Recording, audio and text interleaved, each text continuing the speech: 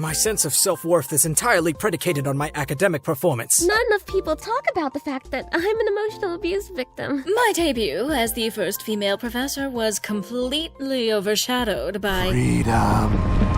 This is the best writing Pokémon has ever given us. And I'm here to tell you why it still works.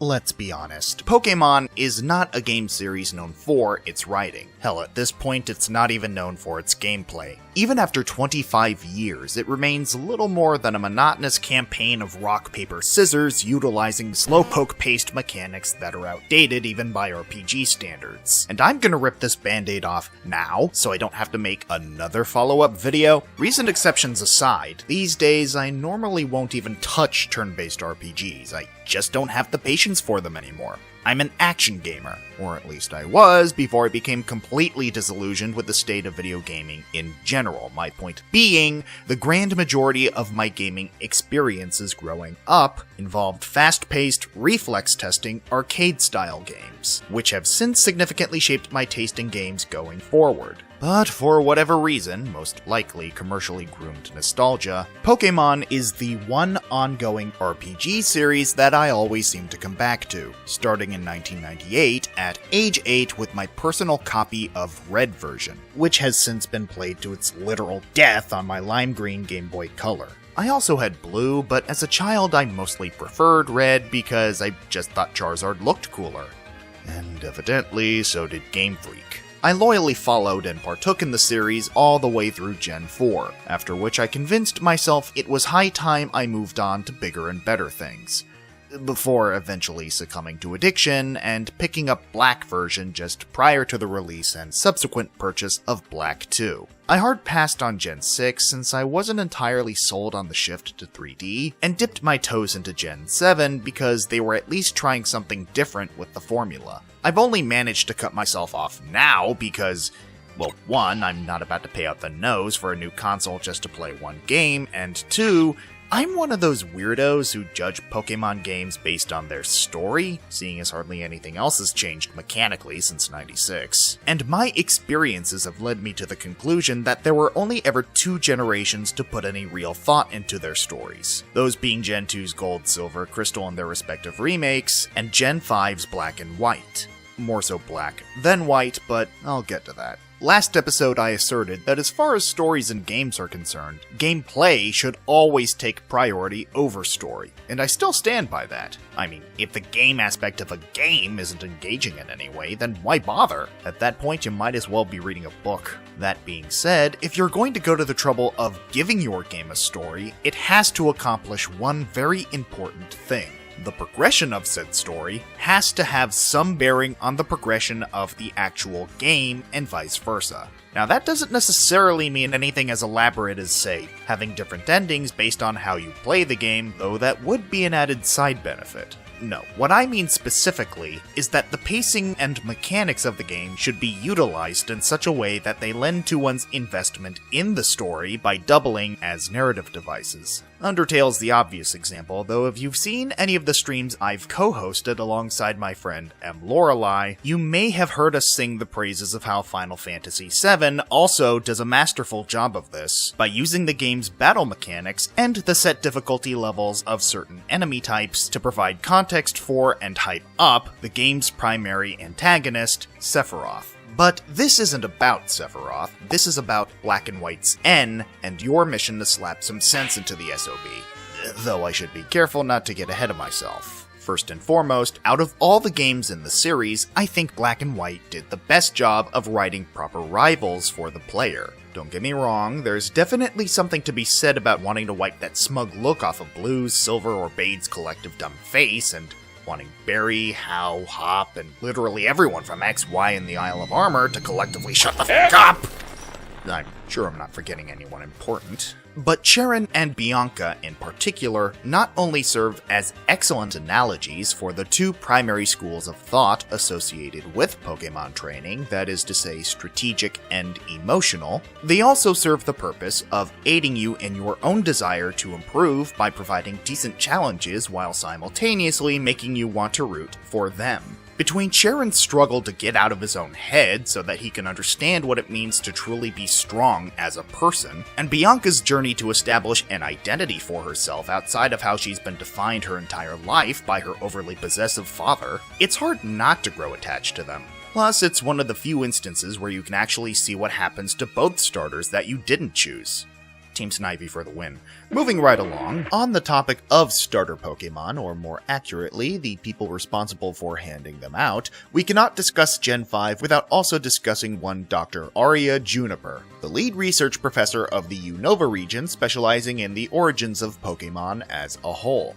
That's kind of a big deal. For context, this is delving into the territory of abiogenesis, a term in the field of evolutionary biology pertaining to the emergence of organic life from non-organic matter. I mean, forget the origin of species, this woman is looking into the origins of life, period. A topic still baffling real-world scientists to this day. What's more, on top of being the first woman to take up the role in a mainline game, Juniper was also the first professor to take over the position from a family member, that being Cedric Juniper, who specialized in Pokemon distribution and biology. Yeah, to all you Sword and Shield stands simping it up over Sonia Magnolia and her hand-me-down lab coat, Juniper did it first, and without mooching off the accomplishments of the player. Don't at me.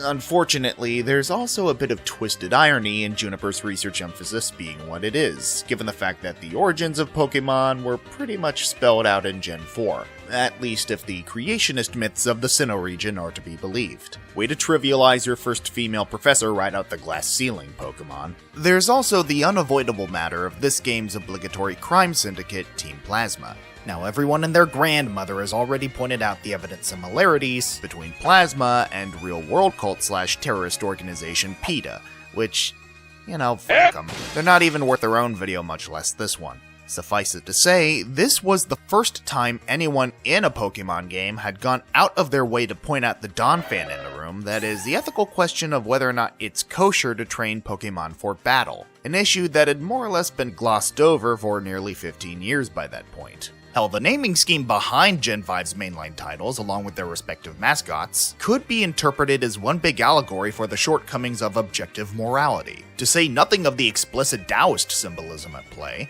Either way, these are subjects I personally cannot get enough of in thematic storytelling. I mean, yes, much like every other game in the series, the real criminal mastermind is easily spotted a mile away and gets us. Like, for f***'s sake, the guy is wearing an eye drive from Doctor Who. So there's no real question as to who's behind everything that goes wrong, but the questions left in the wake of these events are still very important. So important, mind you, that they supersede your goal of defeating the Pokémon League. Yeah, spoiler alert, just as you're about to take on League Champion Alder after defeating the Elite Four, and the self-proclaimed king of Team Plasma, accompanied by a literal army of followers in their mobile subterranean medieval castle HQ, don't ask, actually steps in and wipes the floor with Alder before you can even get the chance. Very much following up on his earlier threat to interfere with said goal due to seeing the Pokemon League as a symbol of Pokemon oppression.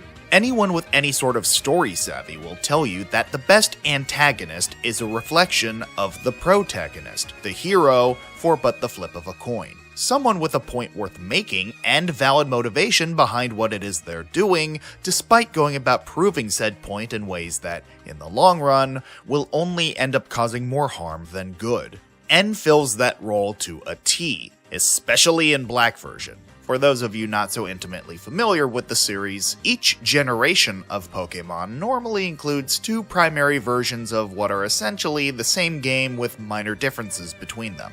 And narratively speaking, I believe Black to be the superior version in how it goes about telling the story that both versions set out to tell. The dragons you see on the covers of Black and White are, respectively, Reshiram, the Pokemon of Truth, and Zekrom, the Pokemon of Ideals. Depending on which version you play, you and N will each be assigned one or the other by story's end. And from a storytelling perspective, it makes a lot more sense for the guy who was groomed into believing he was destined to be a world-conquering king who'd liberate all Pokémon, to be paired with the physical manifestation of Ideals. And I can't even complain about liking the aesthetic of Zekrom more than Reshiram, because you can catch him in the sequel, Black 2. Anyway, getting back to the final confrontation, you're not the only person getting in on the action. See, in order to qualify for the chance to battle the Elite Four and champion of whatever Pokemon game you're playing, you normally have to earn 8 badges by defeating 8 gym leaders, each of which specialize in a specific Pokemon type.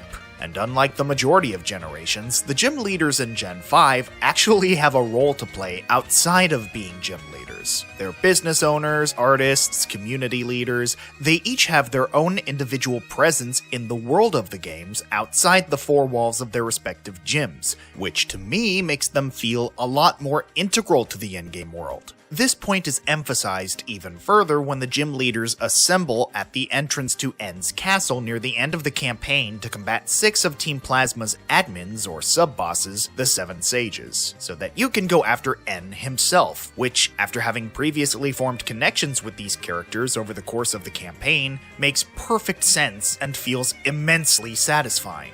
Even so, well, remember when I mentioned those differences between versions? There's a character in both games called Iris, who aids you and your rivals at one point along the course of your journey. Someone who at first glance would be the last person you'd feel the need to take all that seriously. But in White version, she turns out to be the final gym leader based in Opelucid City. I'm admittedly torn here, because while I prefer Black version by and large, there's definitely a part of me that favors this twist in White over what we get in Black, where the gym leader is just the mayor of Opelucid City, Drayden, and Iris is his apprentice, despite this evidently being the canon arrangement. Either way, Drayden ends up running the gym in Black 2 and White 2, and I suppose, all things considered, it does make more sense that with Iris not being tied down by any such responsibilities in Black or Black 2, she'd be free as a Pidgey to pursue her own ambitions of becoming League Champion, which she ends up doing in both sequels.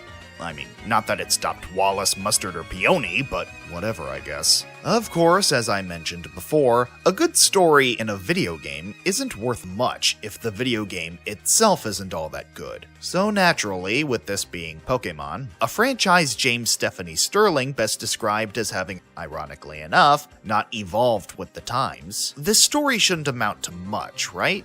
You might be surprised. Not only did Gen 5 introduce an interesting assortment of largely region-exclusive monsters and fresh, albeit somewhat gimmicky takes on traditional battle mechanics such as triple and rotation battles, it also solved the issue of tiresome, tedious team grinding without completely removing any element of difficulty from the games. You know, like X and Y onward. It manages this via the inclusion of 2 experience share items and a very special Pokémon named Audino, which awards a metric ton of experience points upon its defeat in the wild, thereby cutting the need for grinding down tremendously. All these quality of life improvements on top of the writing and a truckload of aesthetic details I'll spare you for the sake of time, make for a couple of truly standout entries in the series.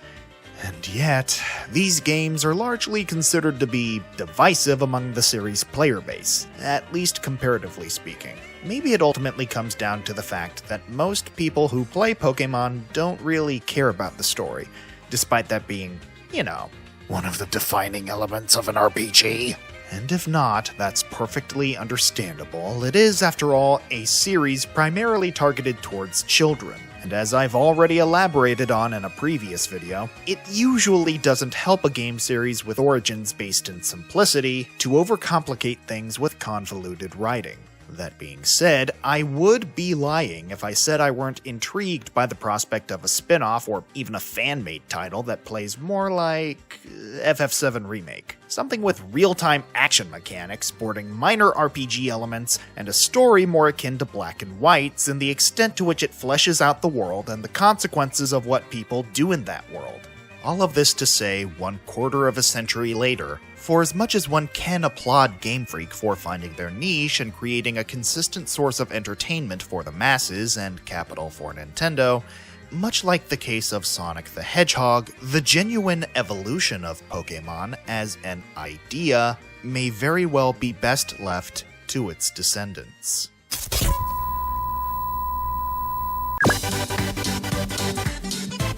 Okay, so I don't do this kind of thing often, but you really need to check out PKMN Legacy. It's a tabletop Pokemon podcast DM'd by Kvox and featuring the voice talents of Dry Guy, Ariana Nicole, and even my friend Chi-Chi. It slaps, and if you have any love for Pokemon, you should already be following it. Links in the description below. Also, big thanks to all my friends who lent their voices to the opening bit. It really set the tone for the whole video, and you should definitely be following each and every one of them. Once again, links in the description below. As always, thank you very much for your time, and for better or for worse, happy birthday, Pokemon.